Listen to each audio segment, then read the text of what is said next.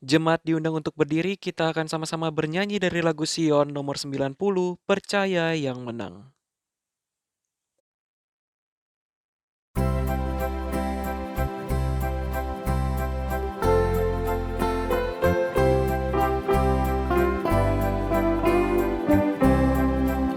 Dalam dunia banyak amat pencobaan kita, kekuatan kita tak dapat mengalahkan dosa.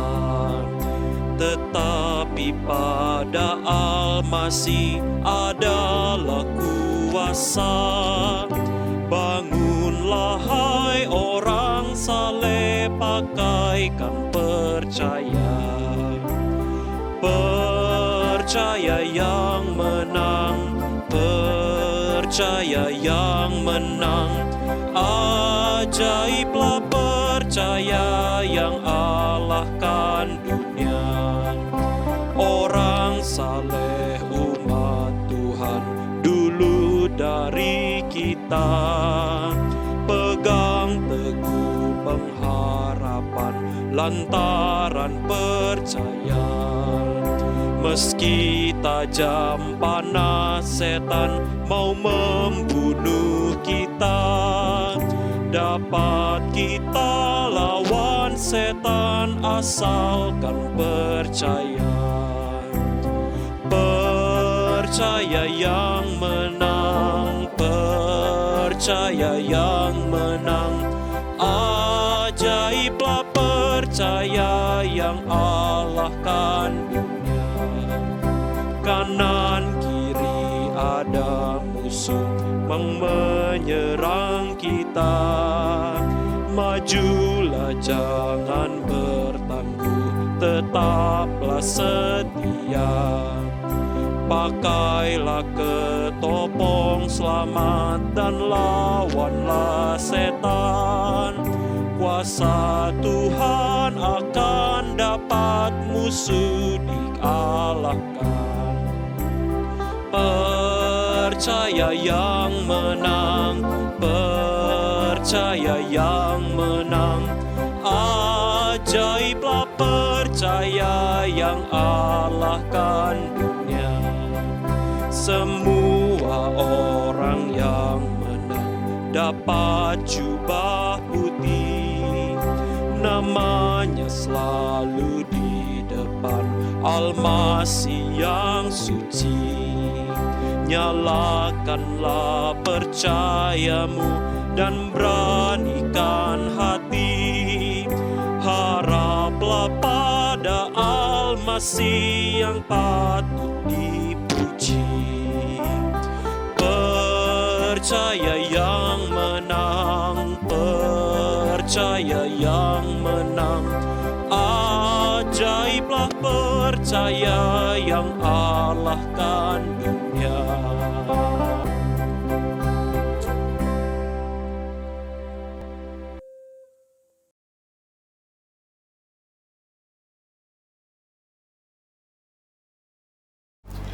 Shalom. Atas nama Gereja Masehi Advent hari ke-7, Jemaat Tionghoa Makarios, kami ingin mengucapkan selamat Sabat kepada seluruh keluarga besar Makarios, para anggota jemaat, para guru dan staf, dan juga para simpatisan dan tamu-tamu yang telah hadir bersama-sama kita di hari Sabat yang suci ini. Tidak terasa, ini sudah hari Sabat yang ke-8 bagi kita untuk berbakti secara virtual. Dan adalah doa dan harapan kami agar seluruh keluarga besar Jemaat Makarios berada di dalam perlindungan Tuhan dan dalam keadaan sehat selalu.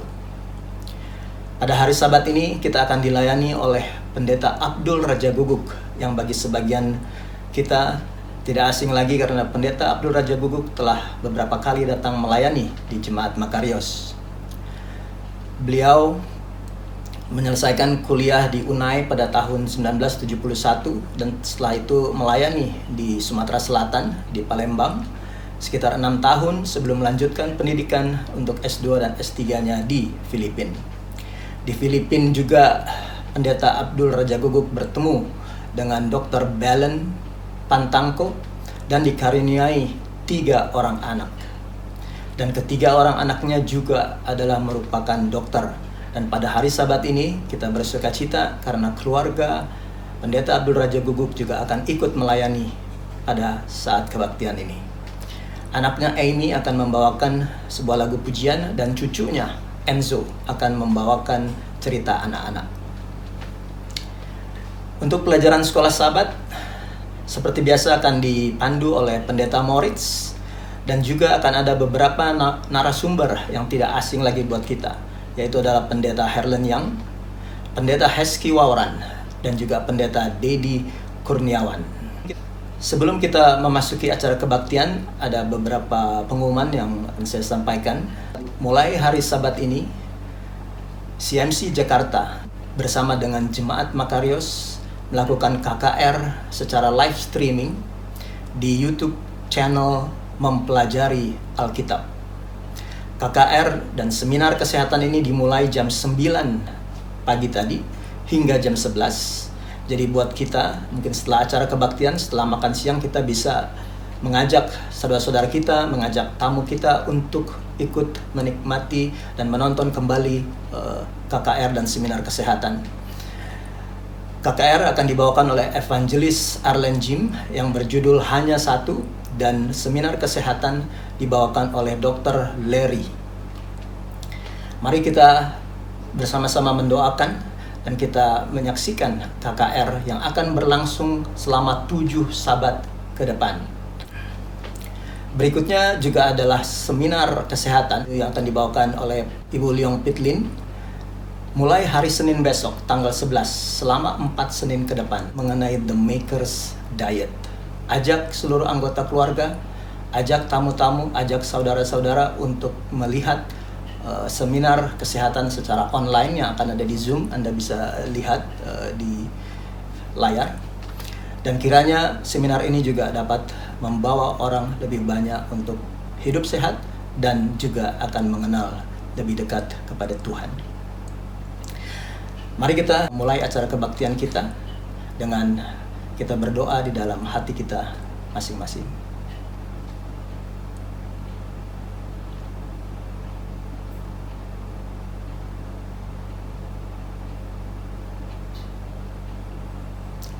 Amin. Marilah kita berbakti di dalam roh dan kebenaran.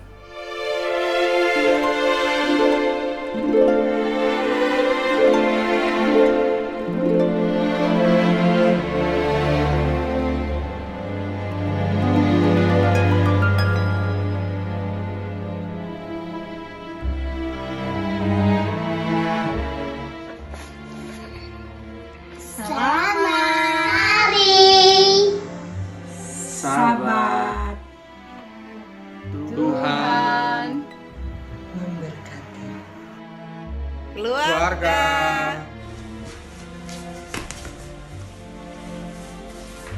Makarios.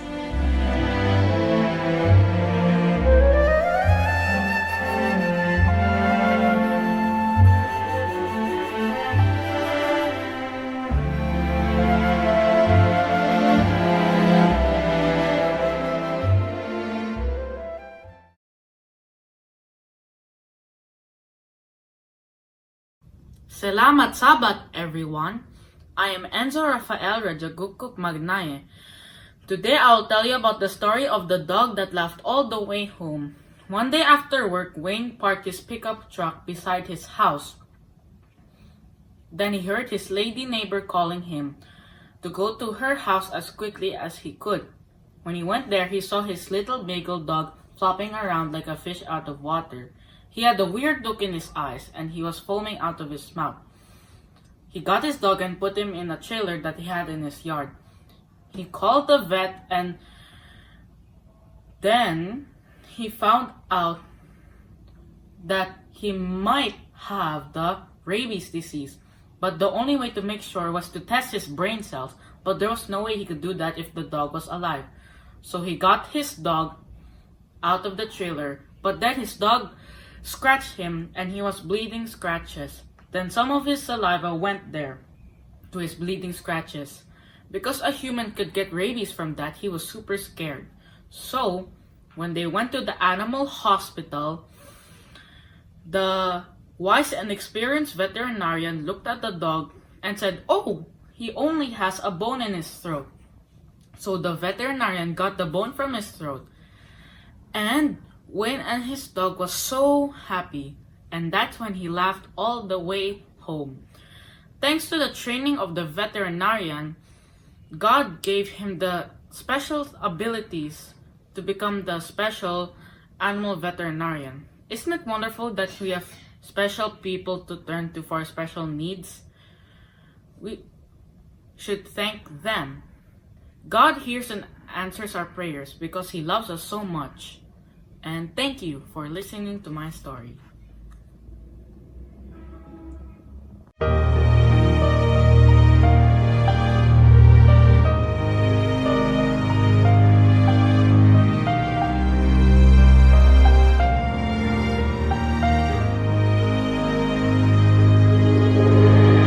Bapakku bersyukur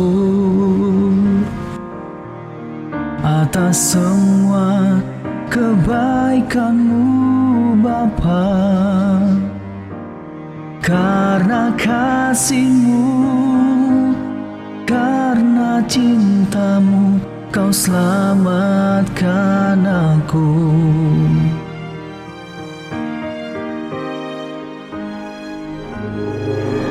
Di salib itu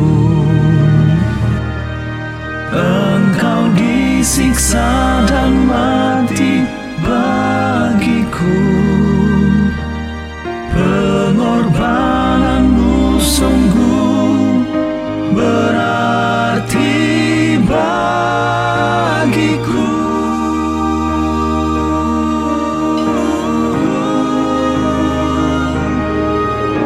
Bapa, Engkau sungguh mulia dari segalanya.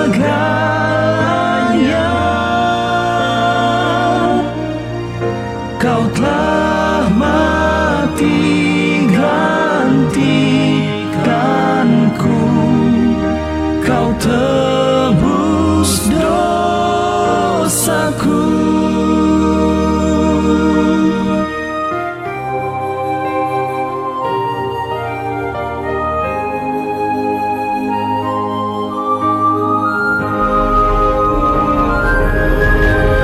Di salib itu Engkau disiksa dan mati bagiku. Pengorbanan-Mu sungguh berarti bagiku.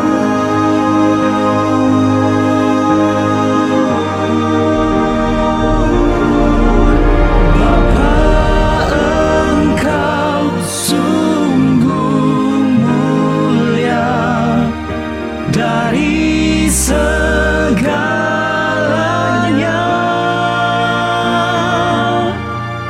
Kau telah mati gantikanku,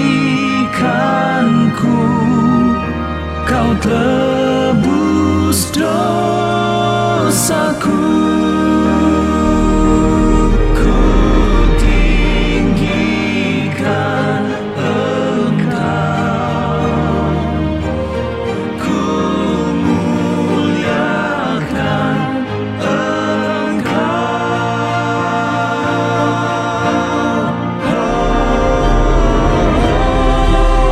Bapa, Engkau sungguh mulia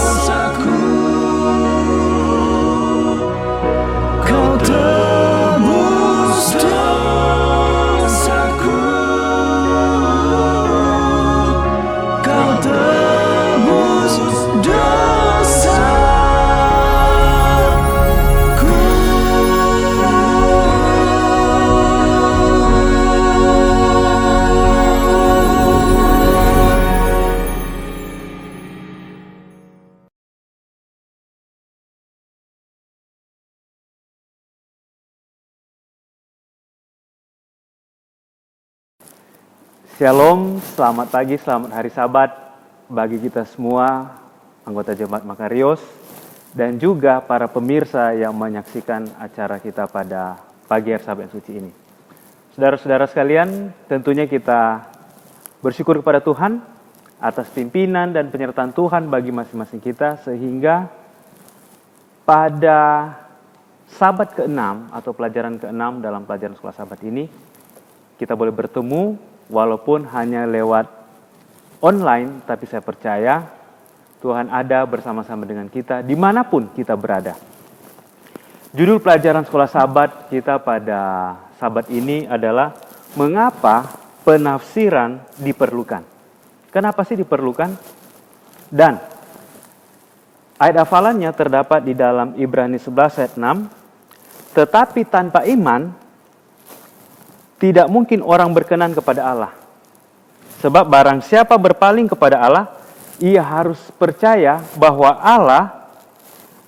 Allah itu ada dan bahwa Allah memberi upah kepada orang yang sungguh-sungguh mencari Dia. Saudara-saudara sekalian, pada Sabat ini saya bersyukur karena saya ditemani oleh ketiga hamba Tuhan yang menjadi narasumber kita pada hari Sabat ini. Yang pertama ada Bapak Pendeta Herlen Yang, yang kedua ada Pendeta Heski Wauran, dan yang ketiga ada Pendeta Dedi Kurniawan. Saudara-saudara sekalian, sebelum saya lanjut untuk membahas dan memberikan ringkasan, dan sebentar sebelum kita mendengarkan penjelasan dari ketiga hamba Tuhan atau ketiga narasumber yang menemani saya pada Sabat ini, saya undang kita semua untuk tunduk kepala dan kita berdoa. Bapa kami yang ada dalam kerajaan sorga, sungguh kami merasa diberkati oleh Tuhan, oleh karena kami boleh memiliki kesempatan lagi menikmati hari Sabat yang suci. Dan pada hari Sabat ini Tuhan, kami siap untuk mempelajari pelajaran sekolah Sabat. Biar Roh Kudus Tuhan boleh hadir memenuhi hati dan pikiran kami, agar bila mana kami akan mempelajari pelajaran sekolah Sabat pada Sabat ini, itu semua Tuhan dapat kami mengerti dan dapat menjadi berkat di dalam kehidupan masing-masing kami. Terpujilah namamu Tuhan, kami berdoa ini hanya dalam nama Tuhan Yesus Juru Selamat penebus kami. Amin. Saudara-saudara sekalian, Alkitab adalah buku yang paling banyak dicetak dan diterjemahkan di seluruh dunia. Pada saat ini kurang lebih ada 700 bahasa yang digunakan untuk menerjemahkan Alkitab. Saudara-saudara sekalian, bagi masing-masing kita, dalam kita membaca Alkitab ataupun kita menggunakan bahasa aslinya, tidaklah sama dengan kita membaca Alkitab dengan yang sudah diterjemahkan. Untuk itu saudara-saudara, ada banyak faktor bagi masing-masing kita kenapa penafsiran itu sangat penting di dalam kita membaca Alkitab. Itu bisa mempengaruhi masing-masing kita. Dan pada saat ini, bagaimana kita bisa menafsirkan Alkitab dengan benar? Apa yang harus kita lakukan? Bagaimana sih? Apa yang harus saya lakukan bila mana saya akan menafsirkan Alkitab dengan benar? Dan pada saat ini saudara-saudara, kalau kita lihat di dalam buku pelajaran sekolah Sabat kita, apa saja yang bisa mempengaruhi penafsiran kita terhadap membaca Alkitab? Itu ada di dalam pelajaran setiap hari. Di situ ada praduga, ada terjemahan dan penafsiran, ada Alkitab dan budaya, ada dosa, dan yang terakhir, mengapa penafsiran itu penting? Saudara-saudara sekalian, kalau kita perhatikan di dalam pelajaran sekolah Sabat kita, di situ dikatakan bahwa kurang lebih 3,5 tahun murid-murid Yesus mengikuti Yesus, dan mereka percaya bahwa Yesus adalah Mesias. Itu kita bisa lihat di dalam kitab Matius pasal 16 ayat 15 sampai 16. Namun saudara-saudara yang sayangnya, murid-murid Yesus memahami konsep tentang Mesias dengan cara yang salah. Karena mereka menyangka pada waktu itu bahwa pekerjaan dari Yesus adalah untuk membebaskan mereka dari jajahan bangsa Roma. Dan mereka berpikir bahwa kalau Yesus menjadi raja, mereka pun akan menjadi orang-orang hebat. Untuk itu saudara-saudara, sebagaimana yang sudah kita dengarkan tadi, kita mungkin juga dipengaruhi oleh pengalaman, oleh pengetahuan, dan bisa juga prasangka kita ketika kita menafsirkan Alkitab. Tetapi saudara-saudara, biarlah masing-masing kita di dalam membaca Alkitab. Kita mengundang Roh Kudus hadir di dalam hati kita, karena saya percaya Roh Kudus akan menolong kita memahami Alkitab dengan benar. Jika kita membuka pikiran kita dengan baik, membuka pikiran kita dengan sungguh-sungguh, saya percaya Roh Kudus akan menuntun kita di dalam kita membaca Alkitab. Yang perlu kita ketahui bahwa Alkitab ditulis dalam berbagai macam bahasa. Ada bahasa Ibrani, Aramik, bahasa Yunani. Dan pada abad 19, Alkitab mulai diterjemahkan ke dalam berbagai macam bahasa. Tadinya Alkitab itu hanya ditulis dalam bahasa Ibrani, bahasa Yunani, Aramaik, dan seperti itu. Untuk itu saudara-saudara, pada saat ini, adakah di antara kita yang bisa membaca bahasa Ibrani atau bahasa Yunani dengan teks aslinya? Pada saat ini. Makanya pada saat ini, Alkitab itu diterjemahkan ke dalam berbagai macam bahasa. Supaya masing-masing kita bisa mengetahui, kita bisa mengerti apa maksud dari Alkitab tersebut. Saudara-saudara sekalian, mayoritas masyarakat di dunia ini tidak bisa membaca tulisan-tulisan asli dari Alkitab. Ataupun berbicara tentang bahasa asli yang ada dalam Alkitab. Untuk itu saudara-saudara, Alkitab itu harus diterjemahkan. Di dalam Wahyu 14 ayat 6 dikatakan bahwa Injil yang kekal akan diberitakan kepada mereka yang diam di atas bumi, dan kepada semua bangsa, dan kepada semua suku, bahasa, dan kaum. Injil yang kekal harus diberitakan pada semua suku, bangsa, dan bahasa. Kebetulan kita orang Indonesia, sudah pasti Alkitab diterjemahkan dengan bahasa Indonesia ataupun dengan bahasa daerah yang lain yang bisa kita mengerti. Saudara-saudara sekalian, Alkitab kita memiliki 3 terjemahan. Yang pertama dari New King James Version, New International Version, dan The Living Bible. Masing-masing terjemahan ini adalah baik. New King James Version bisa membuat kita mengerti oleh karena itu dari terjemahan aslinya. Tidak dirubah sesuai dengan terjemahan aslinya. Berbeda dengan The Living Bible atau New International Version, itu menggunakan bahasa-bahasa yang lebih mudah kita mengerti. Dan selanjutnya saudara-saudara, kalau kita lihat di dalam sebagai contoh kita lihat dalam The Living Bible, di sini mengekspresikan dengan bahasa sehari-hari, yang lebih mudah kita mengerti dan bisa membuat kita lebih fokus dalam baca Alkitab. Tapi saya percaya, apapun terjemahan yang kita pakai, kalau kita mengundang Roh Kudus hadir bersama-sama dengan kita, saya percaya Tuhan akan menuntun kita, Roh Kudus akan menuntun kita, dan kita bisa mengerti. Saudara-saudara sekalian, yang perlu kita ketahui juga adalah bahwa para penulis Alkitab, mereka semua memiliki latar belakang budaya yang berbeda. Ada orang Ibrani, ada budaya Yunani, Romawi, dan sebagainya. Itulah mengapa karena tulisan-tulisan dari penulis Alkitab ini lebih baik kita memahaminya dengan kita mempertimbangkan konteks budaya mereka. Meskipun demikian, bahkan jika kita tidak tahu tentang budaya-budaya tersebut, budaya-budaya terperinci dari para penulis Alkitab, Alkitab masih penuh dengan makna yang baik bagi kita. Alkitab akan menjelaskan topik-topik yang melampaui budaya apapun. Contoh seperti ciptaan, tentang dosa, dan mengapa masing-masing kita memerlukan keselamatan. Saudara-saudara sekalian, dosa adalah penghalang antara pembaca dan Alkitab. Dosa adalah hal yang membuat kita jauh dari Tuhan. Oleh karena dosa membuat masing-masing kita membaca Alkitab, mempelajari Alkitab, kita bisa menggunakan pikiran kita sendiri.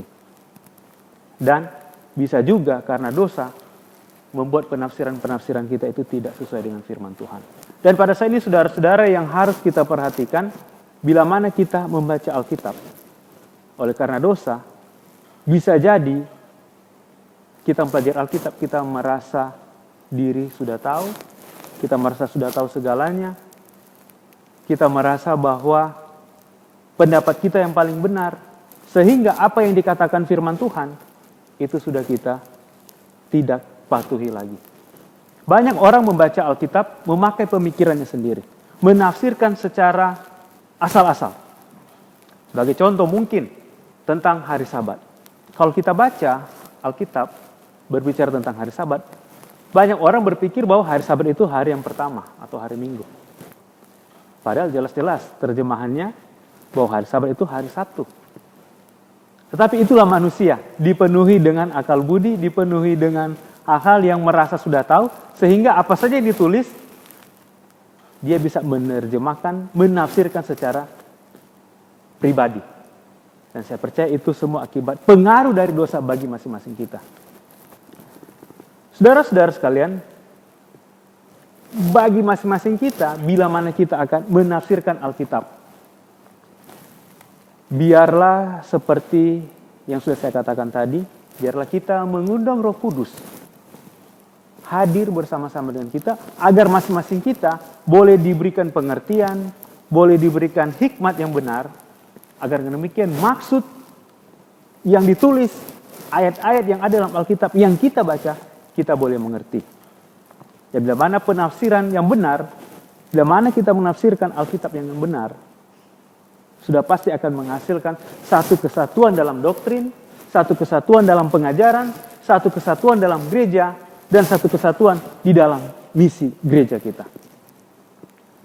Untuk itu saudara-saudara, biarlah pada saat ini kita benar-benar menggunakan waktu kita untuk mempelajari Alkitab. Apalagi dengan situasi dan kondisi seperti ini, kita memiliki banyak waktu di rumah untuk belajar Alkitab, mempelajari firman Tuhan. Mungkin ini saatnya bagi kita untuk kembali lagi dengan lebih baik lagi di dalam kita mempelajari firman Tuhan. Saudara-saudara sekalian, pada saat ini saya akan memberikan pertanyaan kepada 3 narasumber yang sudah menemani saya pada hari Sabat ini. Yang pertama, pertanyaan pertama akan saya tanyakan kepada Bapak Pendeta Herlan. Bapak Pendeta Herlan yang pertama adalah, bagaimanakah pandangan, pendidikan, dan budaya mempengaruhi penafsiran kita terhadap Alkitab? Mengapakah begitu penting bagi kita untuk waspada terhadap pengaruh-pengaruh dari luar yang tidak dapat kita hindari, yang kita bawa di dalam penafsiran Alkitab?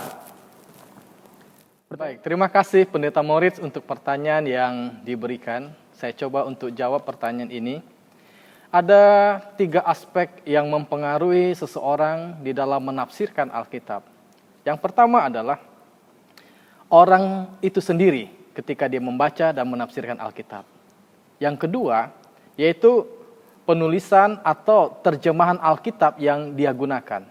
Dan yang ketiga adalah budaya dari penulisan itu sendiri. Nah, untuk orang yang menafsirkan Alkitab, dikatakan bahwa setiap orang yang datang membaca Alkitab, tentu mereka tidak datang dengan pikiran yang kosong. Karena mereka sudah punya pandangan sendiri, mereka sudah punya ide sendiri, dan mereka menggunakan logika mereka, dan juga budaya dan cara berpikir ketika mereka coba datang untuk membaca Alkitab. Sehingga apa yang menjadi ide mereka, apa yang menjadi pandangan mereka, logika yang mereka gunakan, seringkali mempengaruhi penafsiran yang dihasilkan oleh mereka. Hal ini bisa kita baca di dalam kitab Injil Lukas pasal yang ke-24, ayat yang ke-21. Ketika Yesus menampakkan diri kepada murid di jalan ke Emmaus. Ayat 21 katakan, padahal kami dahulu mengharapkan bahwa dialah yang datang untuk membebaskan bangsa Israel. Tetapi sementara itu telah lewat 3 hari sejak semuanya itu terjadi. Nah, jadi murid-murid memiliki konsep atau pandangan tentang seperti apakah Mesias yang datang ke dunia ini untuk menyelamatkan manusia. Mereka punya konsep bahwa Mesias itu datang untuk membebaskan bangsa Israel dari penjajahan Romawi pada saat itu. Dan mereka tidak pernah menduga bahwa Yesus yang mereka terima sebagai Mesias ternyata ditangkap, dibunuh di atas kayu salib, dan dikuburkan. Dan ini menghapus semua segala harapan-harapan mereka. Dan mereka tidak mengerti siapa itu Yesus, siapa itu Juru Selamat. Bahkan ketika Yesus sudah bangkit, berjalan bersama-sama dengan mereka menuju ke Emmaus, mereka tidak mengenali sosok pemuda itu adalah guru mereka, adalah Tuhan mereka, Juru Selamat mereka. Nah, jadi penafsir Alkitab yang terbaik itu hanyalah Yesus. Bagaimana cara Yesus menafsirkan Alkitab? Kita bisa baca di ayat yang ke-27 dari Lukas pasal 21. Ia lalu menjelaskan kepada mereka apa yang tertulis tentang dia dalam seluruh kitab suci, mulai dari kitab-kitab Musa dan segala kitab nabi-nabi. Jadi Yesus mencoba menerangkan kepada murid-murid ini, Mesias itu seperti apa, dan dia ambil itu sumbernya adalah dari kitab-kitab Musa dan kitab-kitab suci dalam perjanjian lama. Jadi Yesus tidak menggunakan pandangannya sendiri, atau dia menggunakan filsafat manusia, atau hal-hal lain. Tetapi dia menggunakan Alkitab menjelaskan Alkitab, atau ayat Alkitab menjelaskan ayat Alkitab. Hal kedua yang mempengaruhi penafsiran adalah penggunaan akan terjemahan Alkitab. Ada 3 kelompok terjemahan Alkitab yang bisa kita gunakan. Yang pertama adalah terjemahan daripada New King James Version. Terjemahan ini sesuai dengan aslinya. Artinya bahwa terjemahan itu dilakukan hampir mengikuti seluruh secara literal, kata demi kata. Lalu terjemahan yang kedua adalah New International Version, yaitu menekankan kepada maknanya, atau menggunakan terjemahan ungkapan-ungkapan yang penting maknanya sampai. Seperti itu. Dan terjemahan yang ketiga adalah The Living Bible, yaitu mengekspresikan ide-ide dengan bahasa sehari-hari. Ya. Jadi saudara-saudara, kita dapatin bahwa 3 kelompok ini, 2 yang terakhir, ketika kita membaca dari kedua kelompok terakhir ini, akan sangat-sangat mudah untuk mencerna akan isi Alkitab. Tetapi untuk pemahaman secara doktrin, maka kita membutuhkan terjemahan New King James Version. Karena kita membutuhkan terjemahan kata demi kata. Karena 2 kelompok yang terakhir adalah sudah masuk kepada apa? Penafsiran, ya, atau prasangka-prasangka dari orang-orang yang telah menafsirkan versi-versi yang demikian. Baik. Dan untuk yang mengenai budaya penulisan, tentu memiliki pengetahuan latar belakang budaya timur, di mana Alkitab itu dituliskan, sangat-sangat berguna bagi kita untuk menafsirkan Alkitab. Memang Alkitab itu ditulis dengan budaya bangsa Ibrani, bangsa Aram, dan Romawi, di mana penggunaan bahasa-bahasa Alkitab itu sendiri. Dan perlu kita pahami juga bahwa Alkitab itu tidak terikat kepada satu budaya, ya, tidak terikat kepada satu budaya. Sebab jika kita katakan bahwa itu hanya berlaku untuk budaya tertentu, maka Alkitab hanya berlaku untuk orang-orang Ibrani. Berarti Yesus hanya datang untuk menjadi juru selamat orang-orang Ibrani. Tidak, ya. Yang jelasnya adalah bahwa Yesus datang untuk menjadi juru selamat seluruh umat manusia, seluruh bangsa, kaum, suku, dan bahasa. Budaya apapun, Yesus datang kepada mereka. Dengan kata lain bahwa pekabaran-pekabaran firman Tuhan di dalam Alkitab, bila mana itu dipahami dengan tuntunan Roh Kudus, maka setiap suku, bangsa, budaya apapun, mereka dapat melihat akan rencana Tuhan untuk keselamatan dunia ini. Jadi, biarlah kita memiliki cara pendekatan yang lebih baik, lebih benar, yaitu saat kita membaca Alkitab, kita minta Roh Kudus hadir, menuntun kita, membimbing kita untuk membaca ayat demi ayat, dan kita minta Tuhan mengampuni dosa-dosa kita, supaya kehidupan kita yang berdosa jangan pula mempengaruhi cara berpikir kita, cara pandang kita saat kita membaca firman Tuhan. Biarlah hati kita, pikiran kita dikuduskan oleh firman Tuhan. Dengan demikian, kita dapat menemukan penafsiran-penafsiran Alkitab yang sesuai dengan apa yang dikehendaki oleh Tuhan kita. Terima kasih, demikian jawaban yang bisa saya berikan. Tuhan memberkati. Pertanyaan nomor 2. Kita semua setuju bahwa manusia berdosa dan dipengaruhi secara negatif oleh dosa. Dengan cara apakah dosa mempengaruhi cara kita membaca Alkitab? Apakah yang dilakukan dosa kepada kita yang dapat menyebabkan kita salah menafsirkan firman Allah? Sebagai contoh, bagaimanakah keinginan untuk melakukan sesuatu yang dilarang di dalam Alkitab menyebabkan kita membaca Alkitab dengan cara yang menyimpang? Dalam cara lain, apakah dosa menghalangi cara kita menafsirkan Alkitab? Ini pertanyaan untuk Pendeta Heski. Shalom. Pertanyaan kedua dalam pelajaran Sekolah Sahabat ke-6 ini hari Jumat. Kita semua setuju bahwa kita manusia berdosa dan dipengaruhi secara negatif oleh dosa. Dengan cara apakah dosa mempengaruhi cara kita membaca Alkitab? Dosa mempengaruhi cara kita mempelajari Alkitab karena dia telah merusak pikiran kita. Jadi kita sebagai manusia berdosa itu, cara berpikir kita ini sudah tidak murni lagi. Cara berpikir kita ini sudah terkontaminasi dengan banyak hal yang menghambat kita untuk dengan pikiran jernih pergi kepada Alkitab. Bagaimana cara dia merusak? Itu pertanyaan selanjutnya. Dia merusak dengan kita manusia yang berdosa ini jadi enggan untuk terbuka atau jujur terhadap diri kita akan satu pelajaran dalam Alkitab.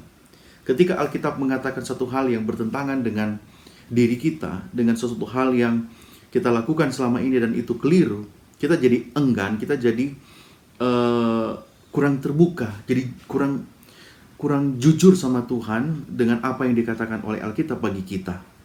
Karena itu tadi, kita sudah dibungkus dengan pikiran-pikiran yang dipenuhi dengan dosa. Dan contoh yang lain, bagaimana cara dosa itu bekerja, itu misalnya ada larangan di dalam Alkitab. Alkitab melarang satu hal yang sangat jelas untuk kita dengarkan, untuk kita mengerti atau kita turuti, tapi kita buat oleh karena sudah terpikir bahwa di dalam dosa ini saya lebih mau berterima dengan sahabat, dengan teman, karena lebih hormat sama mereka daripada apa yang dikatakan Alkitab. Itu pikiran dosa itu, dosa sudah merusak cara berpikir kita. Sehingga ketika kita menafsirkan atau ketika kita mencari pengertian dari Alkitab, kita sudah ditutupi. Itulah ya, pelajaran pertanyaan hari Jumat nomor 2 itu, pertanyaan kedua, ya kita jadi kurang percaya. Salah satu yang dibuat dosa itu kita jadi ragu, ada keraguan-raguan, ada ketidakpercayaan, ada kekurang yakinan, kurang percaya terhadap Alkitab, sehingga kita pergi kepada Alkitab itu dengan pengertian yang keliru. Kalau kita sudah masuk pada Alkitab dengan kekeliruan atau dengan keraguan-raguan, kita akan mendapati Alkitab itu keliru. Jadi bagaimana dosa itu merusak kita manusia, itu cara berpikir. Cara berpikir kita ini sudah tidak normal lagi, sudah tidak baik lagi, karena angan-angan itu, Kejadian 6 ayat 5 sampai 6 itu, karena angan-angan manusia itu selalu berbuat kejahatan. Bagaimana dosa itu merusak di dalam kita menerjemahkan Alkitab itu, mengartikan Alkitab itu, kita jadi enggan, kita jadi kurang terbuka dengan apa yang Alkitab katakan. Ketika Alkitab katakan tidak, enggak kok. Saya lebih daripada saya ditolak oleh kelompok, daripada saya ditolak oleh grup, daripada saya tidak bersahabat dengan kaum sosialita ini, misalnya saya lebih banyak karena kita ada satu kelompok dengan mereka. Tapi ketika Alkitab katakan ada hal yang tidak baik yang tidak boleh dilakukan, tapi karena saya lebih hormat sama mereka, lebih hormat kepada teman-teman di dalam kelompok itu, saya jadi tidak terbuka dengan apa yang Alkitab katakan, sehingga saya lebih menuruti. Itulah yang dimaksudkan dengan manusia sudah rusak dengan cara berpikir, sehingga kita lebih mau menghormati orang lain daripada jujur dan terbuka kepada Alkitab. Dan kita tidak boleh pergi kepada Alkitab dengan keraguan-raguan. Kita harus percaya Alkitab itu dapat memberikan kepada kita pengertian. Jadi selain hal-hal yang sudah kita pelajari sebelumnya, bahwa Alkitab itu perlu ditafsirkan. Salah satu penghambat itu juga itu adalah dosa yang menghambat kita untuk mendapatkan pengertian dari penjelasan-penjelasan di dalam Alkitab. Tuhan memberkati. Dan yang terakhir, pertanyaan terakhir untuk Pendeta Dedi adalah, bagaimanakah pengetahuan yang lebih baik tentang zaman dan budaya Alkitab dapat membantu kita memahami isi Alkitab? Berikan beberapa contoh. Low Context Society membangun narasi cerita di Yohanes pasal yang keempat, di mana banyak detail sehubungan dengan budaya tidak dicantumkan pada narasi cerita ini. Ini menyulitkan kita. Kenapa? Karena kita tidak hidup di budaya tersebut. Sementara bagi mereka, walaupun minim informasi karena Low Context Society tidak masalah. Kenapa? Karena mereka hidup di budaya tersebut. Nah, cerita ini menceritakan Yesus bertemu dengan wanita Samaria di sumur Yakub. Sangat minim ya detail peristiwa dalam narasi cerita di Yohanes pasal 4. Nah, kalau kita menambahkan beberapa detail konteks tentang situasi yang terjadi, dalam hal ini budaya setempat, kita bisa mengerti cerita ini lebih baik lagi. Kita lihat, budaya waktu itu tidak mengizinkan orang Yahudi untuk bertemu dengan orang Samaria. Karena orang Samaria dianggap tidak berkenan, kemudian ya mereka tidak layak untuk mendapatkan keselamatan. Tapi lihat, Yesus mau bertemu dengan wanita ini. Sudah Samaria, dia wanita lagi. Kenapa saya katakan demikian? Karena di zaman Yesus, budaya tidak memperbolehkan laki-laki dan perempuan bertemu di beberapa tempat di waktu tertentu. Kenapa saya katakan demikian? Karena kualifikasi kehidupan orang pada saat itu dibagi dalam perbedaan gender, laki-laki dan perempuan. Laki-laki, mereka hidupnya mencari kemuliaan dan kehormatan, sementara wanita mereka harus menjauhi hal-hal yang akan memalukan hidup mereka. Maka supaya kehidupan pria dan wanita ini berjalan dengan baik, mereka membagi ruang lingkup hidup. Mana yang cocok untuk digunakan oleh para pria dan mana yang tepat digunakan oleh para wanita. Nah, Yesus bertemu dengan wanita ini di sumur. Sumur ini semua orang bisa memakai, tapi pada waktu tertentu hanya para pria yang boleh memakai dan hanya para wanita boleh memakai. Nah, pagi dan sore hari adalah tempat dan waktu di mana sumur ini digunakan bagi para wanita untuk memenuhi kebutuhan rumah tangga. Sementara siang hari ini adalah tempat bagi para pria. Kenapa? Para pria akan menggunakan sumur untuk memenuhi pekerjaan mereka, mengairi ladang mereka dan memberi minum ternak-ternak mereka. Perhatikan, Yesus bertemu dengan wanita ini di sumur pada jam 12 siang. Itu berarti siang hari adalah tempat bagi para pria, sumur ini ya. Tapi Yesus bertemu dengan wanita itu ke sana. Nah, wanita ini melanggar budaya setempat. Tapi walaupun wanita ini melanggar budaya setempat, tidak ada alasan bagi Yesus untuk tidak dapat bertemu dengan wanita ini. Dan hukuman celaan sangat memalukan apabila ada seorang pria dan wanita bertemu di tempat yang tidak seharusnya mereka ngobrol. Dan parahnya lagi, Yesus ini Yahudi, perempuan ini Samaria. Jadi lihat, konteks budaya dapat memberikan penjelasan kepada kita lebih menarik lagi sehubungan dengan cerita yang kita mau pelajari. Dan Yesus bertemu di Samaria, di kota di mana kota ini sangat dibenci oleh orang-orang Yahudi. Bukan itu saja, tapi kita tahu pertemuan di Samaria, tepatnya di kota Syikar. Nah, Syikar ini bahasa Ibrani-nya artinya minuman anggur atau minuman keras ya. Jadi Yesus pergi ke tempat yang sangat kontroversi. Sudah di Samaria, di bagian Samaria yang terkenal, bisa kita katakan ini kota yang memabukkan ini dari bagian kota Samaria. Tapi Yesus tidak mengurungkan niatnya untuk pergi ke sana. Dan memang sengaja dia mampir di sana, di tengah hari. Kenapa? Karena ada wanita yang perlu dia selamatkan. Budaya menghalangi orang, tapi budaya tidak menghalangi Kristus untuk menunjukkan kasihnya dan kepeduliannya untuk menyelamatkan wanita ini. Itu berarti konteks budaya setempat boleh membantu kita lebih baik lagi untuk menikmati cerita. Kenapa? Karena kita boleh mengerti segala risiko yang ditanggung oleh Yesus untuk menyelamatkan satu jiwa saja. Kemudian yang kedua adalah ketika kita menikmati konteks budaya, seolah-olah kita sendiri ada di peristiwa tersebut. Sehingga kita sangat menikmati cerita yang kita baca. Itu untuk menjawab pertanyaan nomor yang ketiga. Baik saudara-saudara, terima kasih untuk jawaban-jawaban dari ketiga narasumber. Terima kasih buat Pak Pendeta Herlan, terima kasih buat Pendeta Heski, dan terima kasih juga buat Pendeta Dedi Kurniawan yang sudah memberikan jawaban yang saya percaya itu semua dapat membantu masing-masing kita untuk lebih mengerti. Sebagai penutup saudara-saudara, dalam buku Courage Object Lesson bab 8 halaman 112 dikatakan bahwa jika kita menyelidiki kitab suci untuk menunjukkan pendapat-pendapat kita sendiri, kita tidak akan pernah menjangkau kebenaran. Untuk itu, selidikilah untuk memahami apa yang dikatakan Tuhan. Jika keyakinan datang, waktu untuk menyelidiki, jika engkau melihat bahwa pendapat-pendapatmu yang disenangi tidak sesuai dengan kebenaran, jangan salah tafsirkan kebenaran itu dengan dicocokkan dengan kepercayaan kita sendiri. Tetapi, terimalah terang yang telah diberikan, bukalah pikiran dan hati kita agar kita dapat memandang perkara-perkara yang ajaib dari firman Tuhan. Sebagaimana yang sudah dikatakan tadi juga oleh ketiga narasumber kita, bahwa setiap pembaca memiliki ide, pendapat, dan budaya masing-masing. Dan bila mana kita mau membaca Alkitab, biarlah kita mengundang Roh Kudus di dalam hati kita.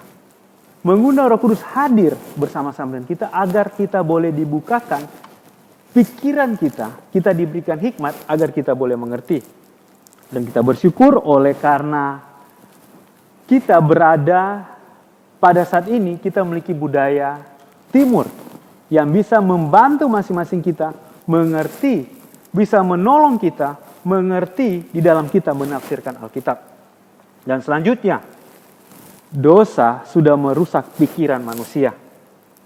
Dan bila mana dosa sudah merusak pikiran kita, itu akan membuat masing-masing kita lebih mementingkan atau lebih mengedepankan pemikiran kita terhadap Alkitab. Ini yang bahaya. Dan yang terakhir, saudara-saudara, bila mana kita membaca Alkitab, biarlah kita menempatkan diri kita benar-benar berserah kepada Tuhan, dan bila mana kita sudah mengundang Roh Kudus, saya percaya masing-masing kita akan diberikan pengertian, dia akan memberikan petunjuk yang benar di dalam kita mempelajari Alkitab, dan kita akan mengerti. Dan selanjutnya, bila mana sudah ada Roh Kudus di dalam kehidupan kita, itu akan membuat masing-masing kita lebih menikmati di dalam mempelajari Alkitab. Seolah-olah masing-masing kita berada di dalam cerita di dalam Alkitab.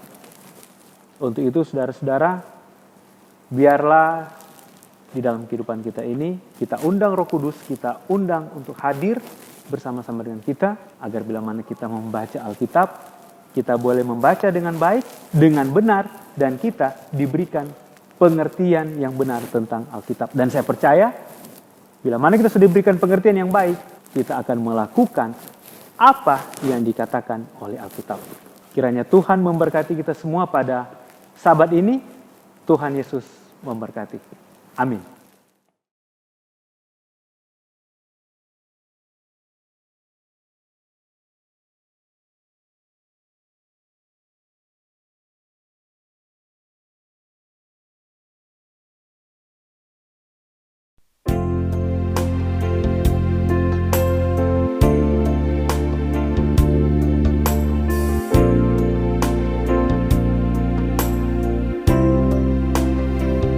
Ku sadar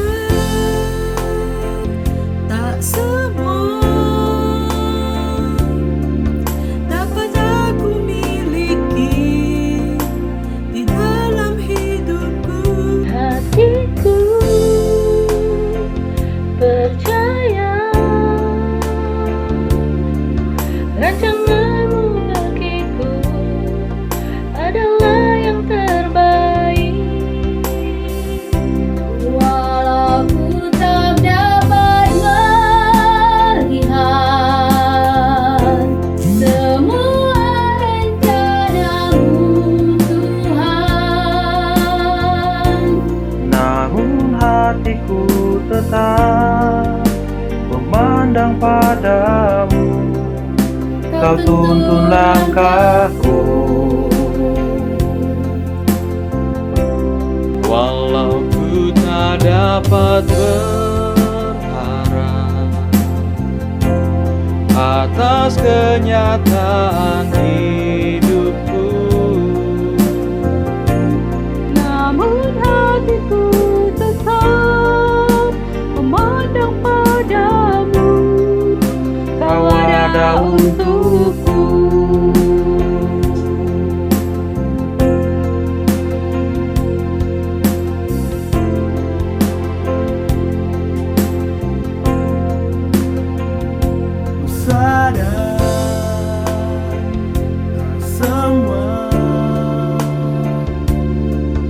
Dapat aku miliki di dalam hidupku. Hatiku percaya rancanganmu bagiku adalah yang terbaik. Walau ku tak dapat melihat Semua rencanamu Tuhan, namun hatiku tetap Memandang padamu, Kau tuntun langkahku. Walau ku tak dapat berharap atas kenyataan hidupku, Namun hatiku tetap memandang padamu, Kau ada untukku.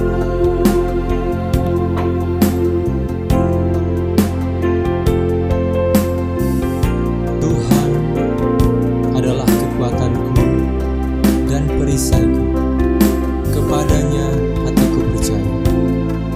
Aku tertolong, sebab itu beria-ria hatiku, dan dengan nyanyianku aku bersyukur kepadanya. walau ku tak dapat melihat semua rencanamu Tuhan, Namun hatiku tetap memandang padamu, Kau ada untukku. walau ku tak dapat berharap atas kenyataan hidupku, Namun hatiku tetap memandang padamu, Kau ada untukku. namun hatiku tetap memandang padamu, Kau ada untukku. Namun hatiku tetap Memandang padamu, Kau ada untukku.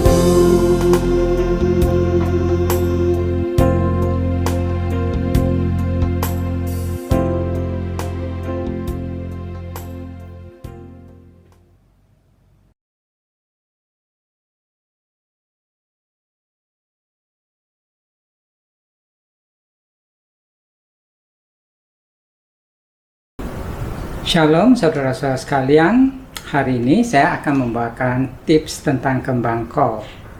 Nah, sayuran dari keluarga Brassica atau kubis-kubisan ini seperti brokoli, kembang kol, dan lain-lain terkenal sebagai sayuran yang sangat bernilai nutrisi tinggi. Dari semua keluarga Brassica, memang brokoli yang mendapat ranking paling tinggi dari sisi nutrisi. Bahkan dari semua jenis sayuran sekalipun, rasanya tidak ada yang bisa mengalahkan brokoli ini. Saudaranya yaitu kembang kol juga mengandung nutrisi yang sangat baik, tidak jauh berbeda dari brokoli, tapi kelihatannya kembang kol lebih banyak dikonsumsi masyarakat daripada brokoli. Entah mungkin karena ada orang-orang tertentu yang punya genetik yang namanya super tester akan merasakan brokoli lebih pahit, sehingga itu yang membuat mereka menghindarinya mungkin. Nah, pada tips ini kita akan melihat lebih dekat kembang kol ini. Apa manfaat dari kesehatan yang bisa kita dapat dan cara penyajian untuk mendapatkan nutrisi yang optimal dari sayuran ini. Manfaat dari kembang kol ada banyak. Di antaranya, kembang kol adalah sayuran yang sangat rendah kalori tapi mengandung nutrisi yang sangat lengkap dan serat yang cukup tinggi juga. Serat tanaman walaupun tidak dapat dicerna oleh tubuh, tapi memiliki peran yang sangat penting untuk menjaga keseimbangan mikrobiota pencernaan, yaitu sebagai prebiotik atau makanan bagi bakteri baik yang hidup di dalam pencernaan kita, dan dengan demikian akan mendukung kesehatan tubuh secara keseluruhannya. Nah, kembang kol kaya akan antioksidan yang penting untuk melindungi tubuh dari radikal bebas dan juga dari peradangan. Di antara antioksidan yang terkenal adalah glucosinolates yang dapat memperlambat pertumbuhan sel kanker, terutama kanker kolon, kanker payudara, kanker paru, dan kanker prostat. Kembang kol juga mengandung antioksidan sulforaphane yang potensial untuk menghentikan pertumbuhan sel kanker, terutama kanker kolon dan kanker prostat, di samping kanker lainnya ya tentu, serta juga bermanfaat untuk mencegah penyakit jantung dan diabetes. Saudara, kembang kol banyak sekali vitamin, mineral yang lain juga. Dan kembang kol mengandung carotenoid dan flavonoid untuk mencegah berbagai penyakit, termasuk penyakit jantung. Kembang kol ini juga sangat kaya akan vitamin C, di mana setiap gelas kembang kol ini mengandung hingga 77% dari kebutuhan sehari akan vitamin C. Ini lebih tinggi dari jeruk dengan porsi yang sama tentunya ya. Nah, saudara, tidak banyak makanan yang mengandung kolin yang cukup ya. Nah, kembang kol ini bersama juga dengan brokoli ini adalah sumber makanan nabati yang paling banyak mengandung kolin.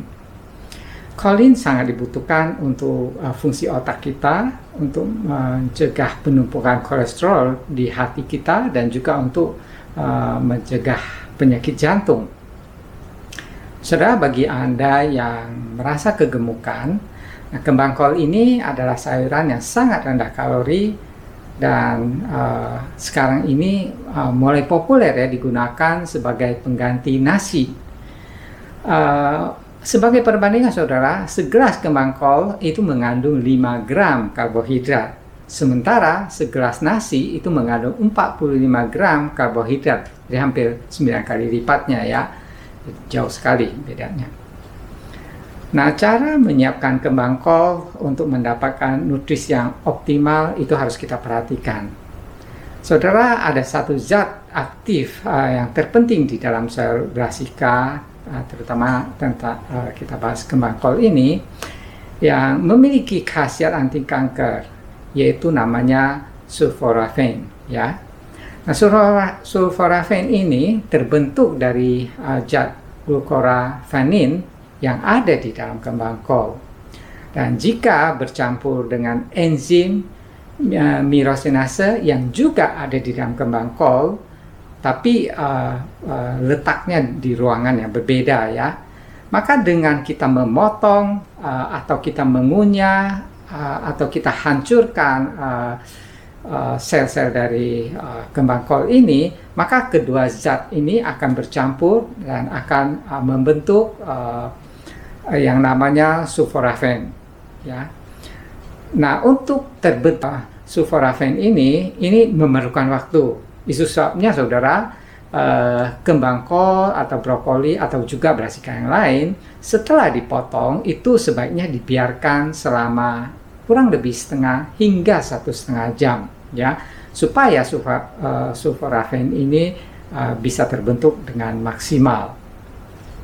Nah, saudara, jika kembang kol ini baru dipotong langsung dipanaskan, maka enzim myrosinase ini akan rusak, dan dengan demikian sulforafennya tidak akan terbentuk, sehingga kita tidak akan mendapatkan khasiat yang luar biasa dari sulforafen ini. Nah, saudara, mungkin banyak di antara kita tentu tidak sabar, ya, tidak mau menunggu terlalu lama. Nah, ada cara lain supaya kita tidak perlu menunggu terlalu lama. Nah, kembang kol ini bisa langsung dimasak setelah dipotong tanpa perlu menunggu. Asalkan setelah dimasak harus dicampurkan dengan kembang kol yang masih mentah sebagian, ya. Atau kalau saudara mau, saudara juga bisa dicampurkan dengan sedikit, mungkin untuk porsinya sepersekian sendok, ya, kurang dari seberapa sendok dari bubuk biji mustard, ya, mustard seed punya yang sudah dibikin menjadi bubuk, supaya mendapatkan enzim myrosinase yang ada di mustard seed ini, sehingga akan terbentuklah sulforafen walaupun kembang kol ini sudah dimasak. Nah, setelah itu ada hal yang perlu saudara perhatikan, ya, yaitu pada saat memotong brokoli ataupun kembang kol, ya, usahakan memotong dengan ukuran yang kecil, ya. Jadi semakin kecil potongannya itu akan semakin baik. Artinya semakin banyak sel-selnya yang terbuka sehingga kedua antara enzim dengan zat aktifnya itu bisa tercampur. Kalau di blender itu mungkin akan lebih baik lagi, akan semakin hancur. Nah, mungkin saudara bertanya, kembang kol atau brokoli itu boleh nggak sih dimakan mentah? Boleh, ya? Dan itu adalah cara terbaik untuk mendapatkan sulforafennya. Tapi saudara, sayuran ini juga kaya dengan lutein. Nah, kalau lutein ini ketersediaannya atau bioavailability-nya akan semakin baik jika kembang kol ini kita masak. Nah, bagaimana cara memasak yang baik kembang kol ini? Dan sebenarnya ada banyak sayuran yang lain sama, ya. Syaratnya adalah pertama, apinya usahakan jangan terlalu panas. Kedua, usahakan waktu yang sesingkat mungkin. Dan ketiga, air yang untuk memasak itu usahakan tidak menggenangi atau sesedikit mungkin. Nah, saudara, cara memasak dengan dikukus atau di steam selama 5 hingga 10 menit di api yang sedang-sedang saja adalah cara terbaik untuk mendapatkan nutrisi yang paling optimal. Menumis itu juga cukup baik, ya. Sementara memasak dengan banyak air itu yang paling buruk karena akan membuang terlalu banyak nutrisi dan fitokimia yang ada di sayuran ini. Jadi saudara usahakan jangan memasak kembang kol dengan banyak kuah. Nah, ada beberapa ide penyajian kembang kol, ya. Pertama, yang paling simpel adalah dengan ditumis dengan bawang putih atau dengan lain-lain yang saudara suka. Lalu kedua, banyak yang suka membuat sup kental, ya. Nah, kembang kol ini bisa dibuat sup kental. Biasanya orang-orang suka salah, ya, membuat sup kental ini dimasak dulu baru di blender. Itu terbalik, harusnya di blender dulu, lalu kita diamkan antara setengah sampai 1 jam lah cukup, kemudian baru dimasak. Setelah itu ya kita masukkan juga bumbu-bumbu lainnya sebagai penyedap. Lalu memasak yang lain ada dengan di steam. Setelah itu bisa kita cocol dengan saus yang macam-macam, saus kacang atau apapun. Bisa juga kita makan sebagai salad, ya, dalam kondisi mentah ataupun sedikit di steam. Nah, saudara, kembang kol ini bisa juga kita gunakan sebagai pengganti kentang ya, untuk membuat, kalau saudara senang mashed potato, ini kembang kol mash ya, dihalusin. Dan saudara, yang sedang populer saat ini adalah namanya nasi kembang kol ya, dijadikan sebagai pengganti nasi bagi mereka yang mengikuti pola diet yang low carb ya, karbohidrat rendah. Nah, saudara, terlalu banyak makan nasi memang sering menjadi persoalan juga ya, terutama bagi mereka yang kurang aktivitas fisik. Nah, nasi sendiri kita tahu juga bukanlah makanan yang cukup bernutrisi. Dan kalau terlalu banyak makan nasi, itu akan menyebabkan gula darah tidak stabil ya, meningkatkan risiko diabetes. Lalu terlalu banyak nasi itu juga meningkatkan trigliserid kita. Nah, ini ada faktor risiko untuk penyakit jantung juga. Dan orang yang suka makan nasi itu relatif tubuhnya akan menjadi lebih gemuk ya. Nah, sementara kalau kita menggunakan nasi yang terbuat dari kembang kol, ini jauh lebih baik ya, karena kembang kol ini rendah kalori ya, lalu sangat bernutrisi dan seratnya sangat tinggi ya. Nah, bagaimana cara membuat nasi dari kembang kol? Sangat simpel. Kembang kol itu kita cuci, kemudian kita biarkan kering. Setelah itu kembang kol itu kita parut ya dengan parutan keju. Pakailah yang ukurannya sedang ya, yang supaya nanti hasilnya mirip-mirip dengan nasi. Setelah diparut bisa dikeringkan, dan kalau tidak habis bisa disimpan dalam plastik di kulkas ya, itu bisa tahan sampai mungkin seminggu, itu masih bisa.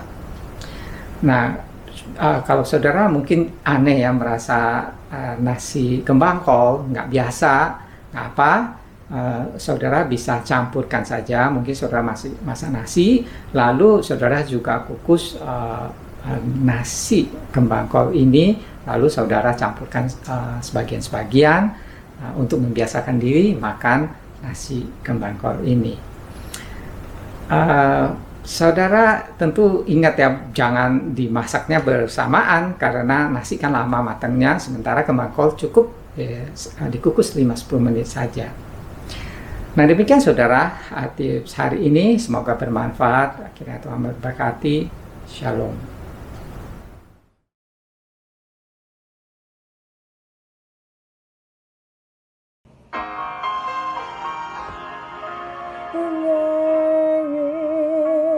A Savior, what joys express His eyes are mercy, His word is rest for each tomorrow,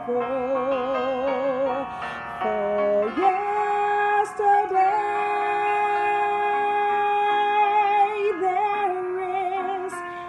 Savior who lights our way. Are the burdens in your heart? Is your past a memory that binds you? Is there some pain that you've carried far too long? Then strengthen your heart with His good news. There is a Savior who lights our way. Savior, what joys express His eyes are mercy, His word is rest for each tomorrow, for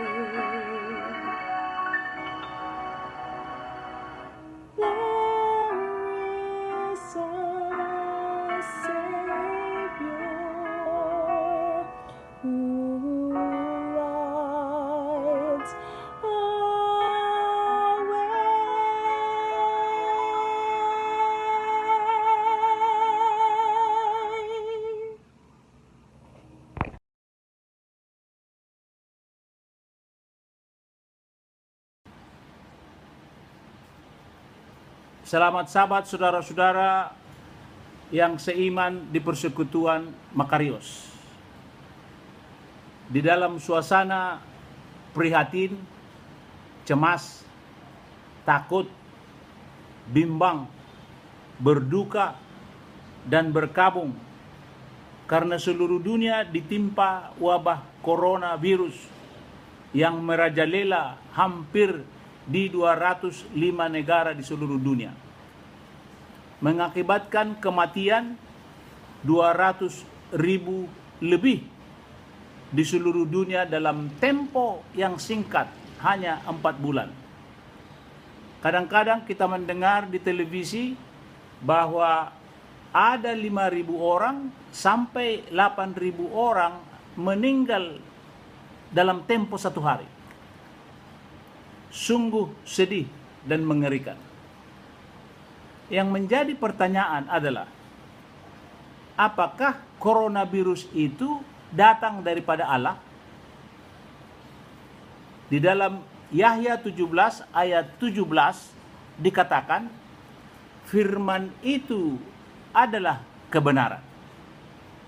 Jadi kita pergi kepada kebenaran, apakah dibilang oleh Alkitab. Yakub 1 ayat 7 mengatakan, semua pemberian yang baik dan sempurna datang daripada Bapa di surga. Nah, kalau kita bertanya, apakah coronavirus itu baik? Sudah barang tentu tidak. Karena coronavirus itu membunuh. Maka jawabannya, corona itu tidaklah datang daripada Bapa. Tidaklah berasal daripada Tuhan Allah. Ditambahkan oleh Kejadian 1, dalam pasal 1 dikatakan bahwa semua kejadian Allah itu adalah baik. Yohanes menambahkan pasal 3 ayat 16, karena kasih Allah dia rindu supaya semua ciptaannya yang sekarang ini jumlahnya sudah mencapai 7,7 miliar. Semuanya diselamatkan dari coronavirus dan diselamatkan masuk ke dalam kerajaan surga. Sudah barang tentu Tuhan tidak senang melihat tiap hari anak-anak yang diciptakannya itu mati sampai 200.000 orang sebagai mangsa daripada coronavirus. Jadi kalau begitu, coronavirus itu datang dari mana? Yesaya 14:13, Yehezkiel 27 ayat 17, ayat-ayat ini menyatakan bahwa Lucifer, kapten daripada malaikat di surga yang diciptakan oleh Tuhan, elok mukanya, elok rupanya, menjadi sombong, ingin menjadi sama dengan Bapa. Malah dikatakan Lucifer ingin lebih tinggi daripada Halik pencipta semesta alam. Bayangkan bagaimana ambisi daripada Lucifer. Akhirnya di dalam ayat-ayat tersebut dengan Wahyu 12 ayat 9, dia dijatuhkan ke bumi di mana kita tinggal sekarang ini, dan dialah menjadi setan, iblis, pendurhaka. Kalau kita baca buku Yahya 8 ayat 44, dikatakan, engkaulah bapa daripada kejahatan. Di dalam bahasa Inggris dikatakan, you are the father of the devil. Bukan hanya itu, dikatakan engkaulah pembunuh.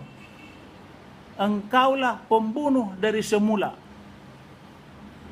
tidak ada yang benar di dalammu. Dan sewaktu engkau berdusta, dustamu itu sumbernya adalah pada diri sendiri. Karena setan itu adalah bapa daripada pendusta. Contoh soal. Di dalam buku Ayub 2 ayat 6. Tuhan mengizinkan setan menguji Ayub. Allah berkata kepada setan, "Setan, hidup Ayub itu ada di tanganmu. Tetapi jangan sampai sentuh dia mati." Tuhan tidak pernah menjadi sumber daripada penyakit, tidak pernah sumber daripada kematian.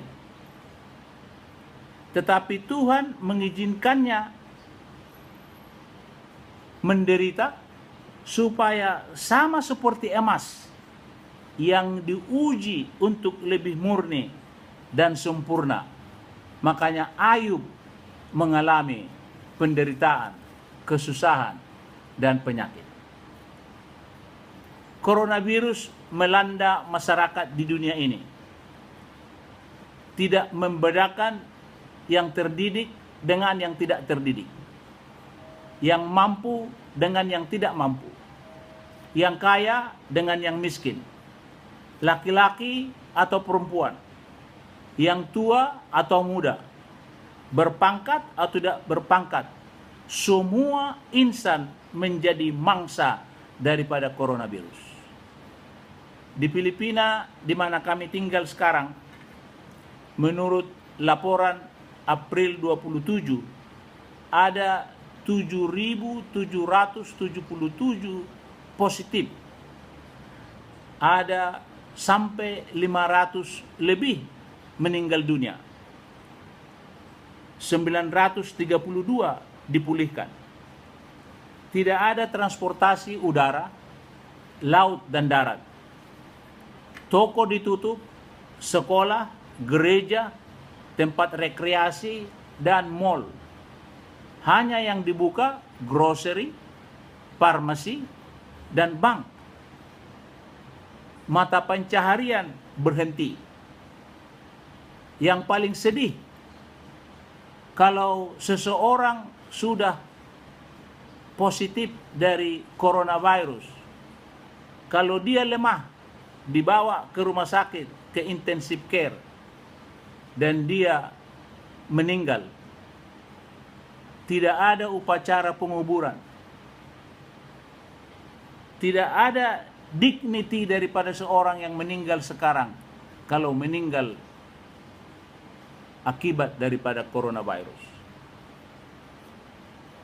Kalau sehat dan kuat boleh pulang kembali. Tetapi kita takut juga adalah gelombang yang kedua dan gelombang yang ketiga yang kita tidak bisa mengetahui lebih dulu. Tiap hari kita mendengar berita kematian. Kita diajak untuk membuat jarak 3 meter, cuci tangan, dan pakai mask, dan hidup seperti di lockdown di rumah. Saya sendiri sudah hampir 7 minggu tinggal di rumah. Hidup seperti hampa belaka. Yang menjadi pertanyaan saudara-saudara sekarang, bagaimanakah cara umat Tuhan menghadapinya? Di Indonesia sendiri dilaporkan kematian yang tertinggi di Asia adalah di Indonesia.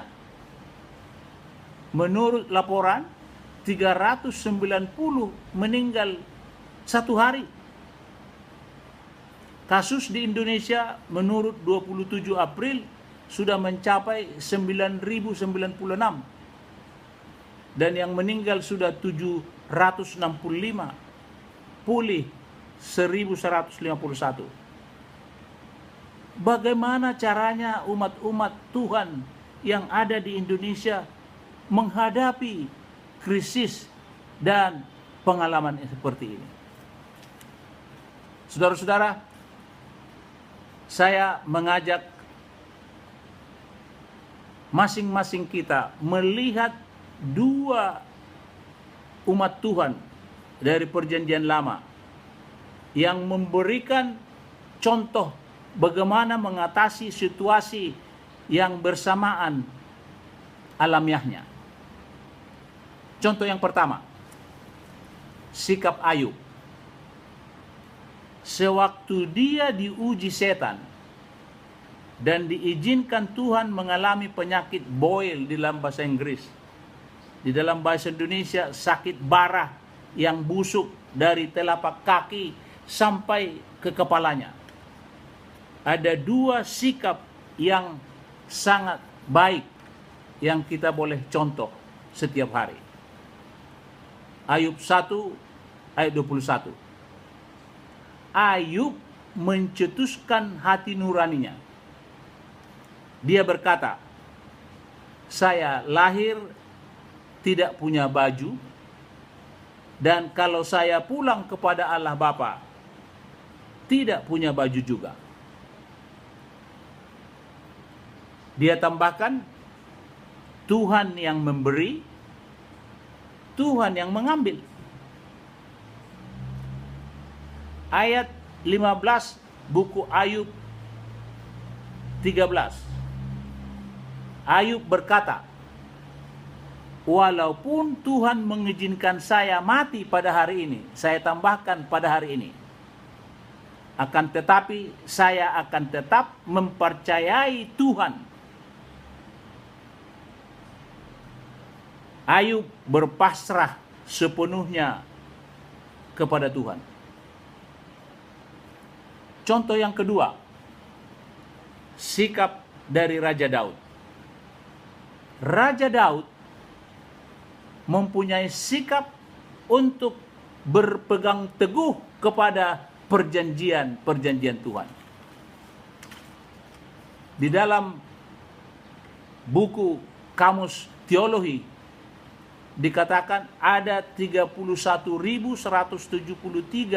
janji-janji Tuhan di dalam Alkitab. Dan Raja Daud berpegang teguh kepada perjanjian-perjanjian itu. Umpamanya, di dalam Mazmur 91 ayat 6, Tuhan berkata kepada Daud, Daud, jangan takut. Jangan takut terhadap penyakit yang menular. Apakah yang menular itu boleh dikatakan coronavirus? Di dalam ayat 7 dikatakan, walaupun ada yang meninggal 1.000 orang di kiri dan 110.000 orang yang di kanan, tetapi tidak akan menimpa kamu. Bukankah ini janji Tuhan kepada Daud dan kepada kita sekarang, bahwa kita tidak takut? Kalau Mazmur 91 sudah meneguhkan kita untuk jangan takut. Di dalam buku Yesaya 41 ayat 10 ditambahkan, sungguh menguatkan iman kita. Saya baca dengan nyaring. Janganlah takut. Ayat 13, janganlah takut. Ayat 14, janganlah takut. Mengapa? Karena Tuhan menyertaimu. Di dalam buku Yesaya itu dikatakan 3 kali, tetapi di dalam seluruh Alkitab ada 365 ayat mengatakan, Tuhan berkata, janganlah takut. Mengapa? Karena aku ini adalah Allahmu. Aku ini akan meneguhkan engkau, bahkan menolong engkau. Aku akan memegang engkau dengan tangan kananku yang membawa kepada kemenangan. Mengapa Tuhan berkata kepada Daud, jangan takut? Karena 1 Samuel 21 ayat 22 dikatakan, 1 Tawarikh 21-22 dikatakan, raja orang Israel yang pertama Raja Saul, karena menurut Tuhan, karena dia tidak menurut Tuhan lagi, maka Tuhan mengganti Raja Saul dengan anak muda ganteng bernama Daud. Oleh karena cemburunya, Saul berminat membunuh Daud. Maka buku Mazmur pasal 56, 57, 58, 59 adalah kumpulan puisi Raja Daud, mengatakan bahwa Tuhan itu berkata, jangan takut. Dan cetusan hati daripada Daud ayat 16 dikatakan, sebab Engkau ya Tuhan yang meluputkan aku daripada maut dan menjaga kakiku tidak tersandung, maka aku boleh berjalan di hadapan Allah dalam cahaya kehidupan. Saudara-saudara yang kekasih, sebagaimana Ayub dan Raja Daud menang dari ancaman maut melalui penyakit atau pembunuhan pun, maka umat Tuhan umumnya di seluruh dunia ini dan khususnya di persekutuan Makarios pun akan menang, tidak akan takut menghadapi coronavirus yang sangat mengancam umat manusia. Untuk membuat pengalaman ini nyata, saudara-saudara, dan membuat keadaan dunia ini balance, sudah barang tentu ada umat Tuhan yang sakit dan meninggal oleh sebab coronavirus. Tidak bisa disangkal. Tetapi ada satu pegangan dari Tuhan yang mengajak kita tidak takut. Matius 10 ayat 28 berbunyi, dan janganlah kamu takut kepada mereka, kalau mereka itu adalah coronavirus COVID-19 yang dapat membunuh tubuh, tetapi yang tidak berkuasa membunuh jiwa. Takutlah terutama kepada Dia, kepada Tuhan yang berkuasa membunuh baik jiwa maupun tubuh di dalam neraka. Di dalam ilmu dunia dagang, kita membuat forecasting ke depan. Dan forecasting kita itu selalu didasarkan kepada apa yang kita alami dari tahun-tahun yang lalu. Sudah barang tentu sebagai umat Tuhan tidak akan takut kepada apapun di masa yang akan datang. Kalau kita melihat hari-hari yang Tuhan sudah bantu dan pimpin kita dari hari ke hari sampai kepada tahun ini. Sebelum khotbah ini selesai, saya mau mengajak pemikiran dan pandangan saudara-saudara seiman. Di hari-hari mendatang, melihat hari ke depan sampai pada titik kedatangan Yesus yang kedua kali. Bagi kita yang sudah dewasa, lahir, bertumbuh di dalam iman, menunggu Tuhan yang kedua kali di dalam gereja Advent. Sudah kita dengar, kita sudah baca, dan kita percaya bahwa Tuhan Yesus akan datang segera. Tapi kita tidak tahu kapan Tuhan datang. Bahkan Yesus sendiri tidak mengetahui kapan Dia akan datang. Di dalam Alkitab Matius 24 dikatakan bahwa Allah Bapa lah yang mengetahui hari dan jamnya Tuhan akan datang. Tetapi salah satu yang kebaikan daripada kedatangan Tuhan kedua kali ini, Tuhan memberikan tanda-tanda secara sistematik di dalam buku Matius 24 Tuhan memberikan tanda-tanda yang menjadi titik patokan di dalam khotbah pada hari ini adalah sesudah coronavirus ini, virus yang datang 2019, apakah ini tanda wabah yang ditulis dalam Matius 24 ayat 7, pestilence, wabah yang disebutkan di dalam ayat itu, atau apakah masih ada pestilence, wabah yang kita tunggu yang lebih besar daripada ini? Ini yang kita renungkan.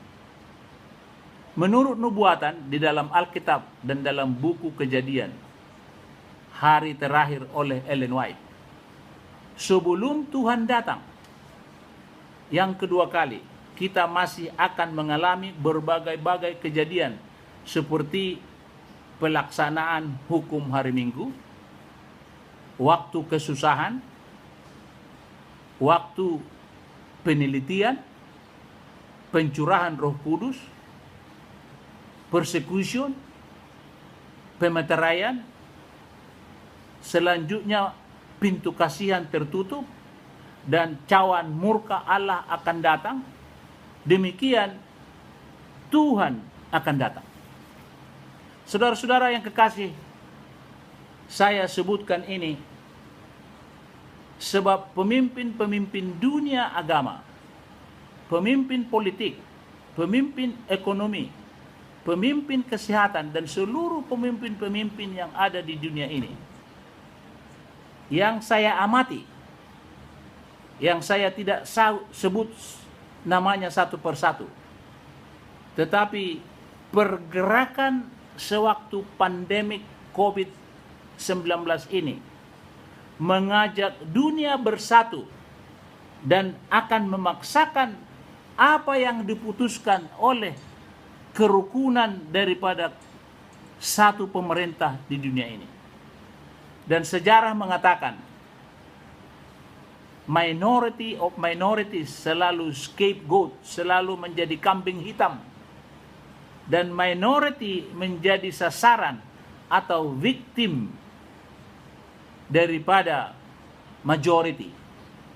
Sama seperti Yahudi di dalam Perang Dunia Kedua, mereka disiksa, dibunuh sejumlah 6 juta ribu orang. Coba kita bandingkan. Kalau pandemik coronavirus itu adalah ciptaan setan, bisa menular dari satu tempat ke tempat yang lain dan menyeluruhi, memasuki seluruh dunia dalam tempo singkat 4 bulan.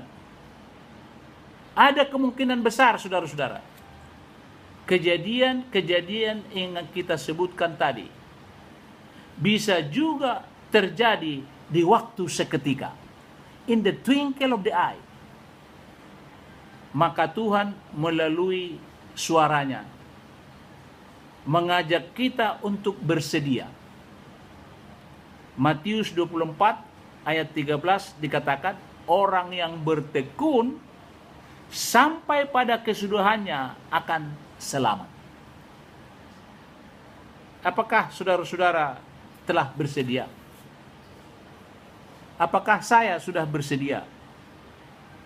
Seandainya hari ini adalah hari terakhir sebelum Yesus datang, apakah saya bersedia?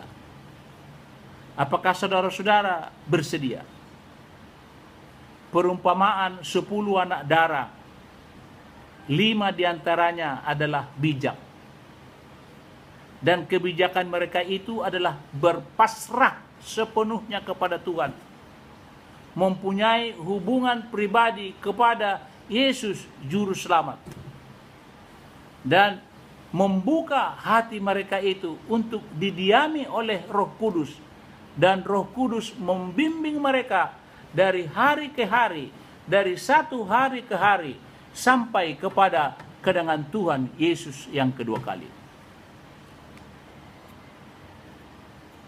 Di dalam panggilan Tuhan dikatakan, rendahkanlah dirimu,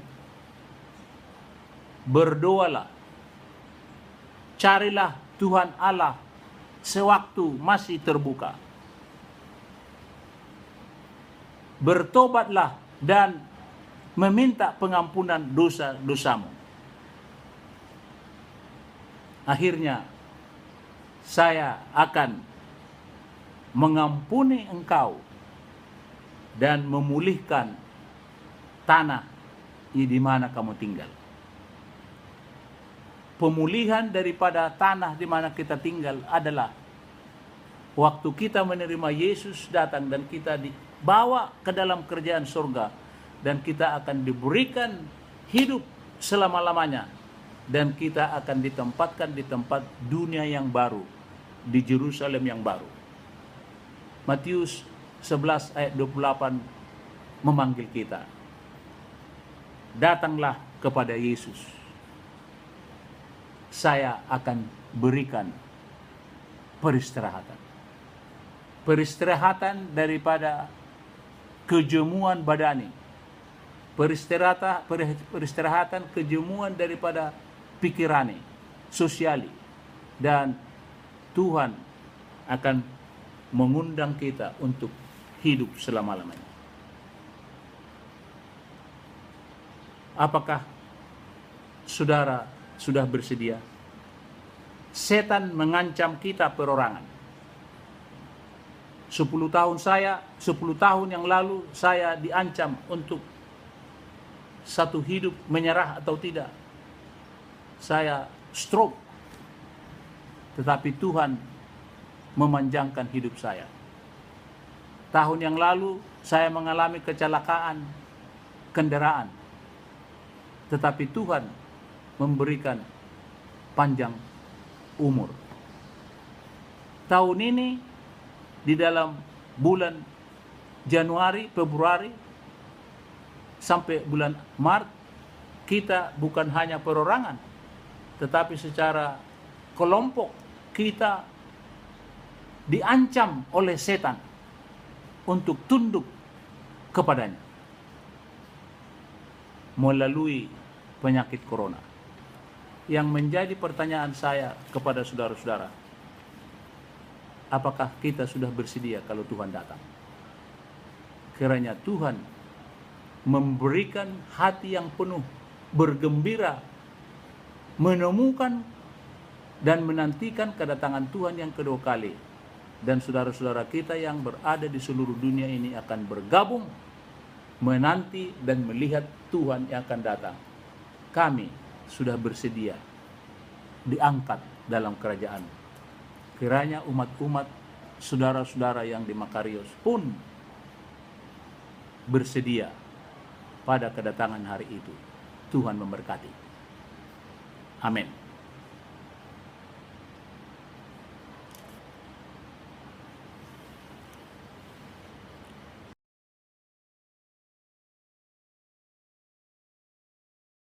Selamat Sabat, Bapak Ibu, Saudara-saudari yang dikasihi oleh Tuhan. Sabat hari ini adalah Sabat perpuluhan.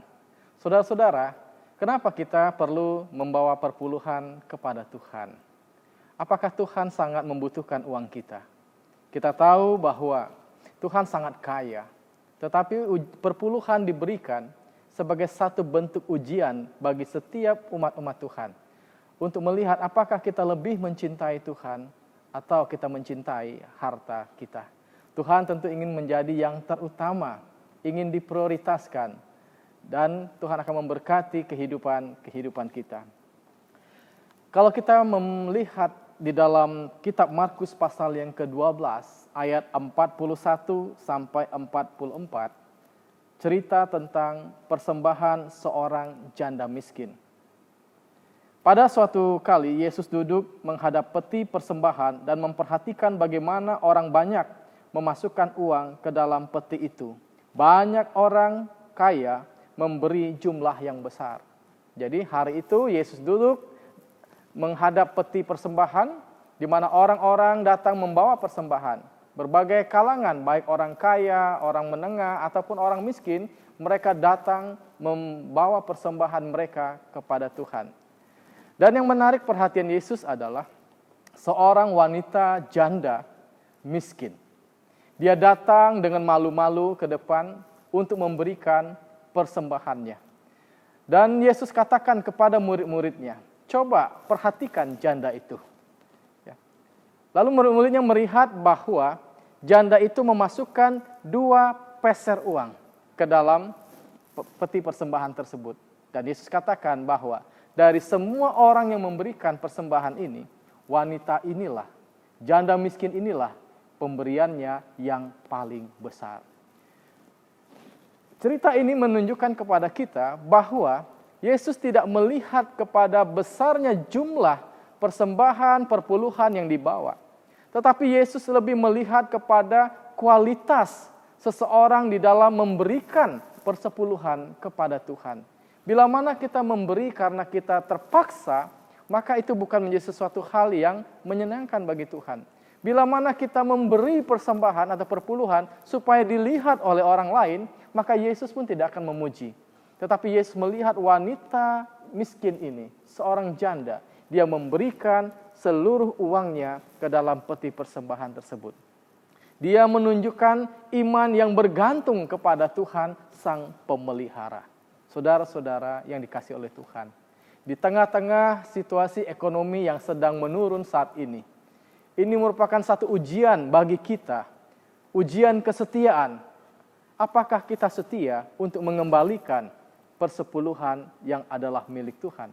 Apakah kita dengan sukacita untuk memberikan persembahan terpadu kepada Tuhan melalui gereja? Saudara-saudara yang dikasihi oleh Tuhan, mari tunjukkanlah kualitas imanmu. Tunjukkanlah kesetiaanmu kepada Tuhan. Berikan yang terbaik untuk Tuhan.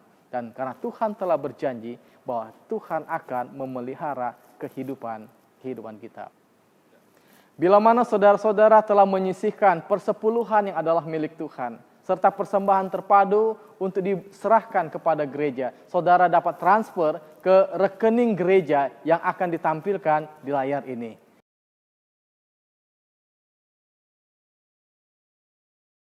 Semoga Tuhan memberkati kita dan Tuhan akan memelihara kita. Mari kita sama-sama tunduk kepala untuk berdoa. Bapa kami yang bertata di dalam kerajaan sorga, pada hari Sabat ini, hati kami dipenuhi dengan rasa syukur di saat kami bisa beribadah bersama-sama dengan seluruh anggota keluarga kami dan seluruh keluarga besar Jemaat Makarios melalui kebaktian online. Kami percaya Roh Tuhan hadir di tengah-tengah kami. Dan kami rindu memiliki kualitas iman seperti janda miskin yang telah memberikan persembahan di hadapan Tuhan Yesus. Dengan kualitas iman yang diakui dan dipuji oleh Tuhan. Kami rindu untuk diakui oleh Tuhan. Kami rindu untuk dipuji oleh Tuhan. Maka tuntunlah kami dengan Roh-Mu agar kami dapat memberi dengan hati yang tulus. Agar kami dapat memberi dengan sukacita. Agar kami setia mengembalikan persepuluhan yang adalah milik Tuhan. Kiranya Tuhan memberkati keuangan kami masing-masing.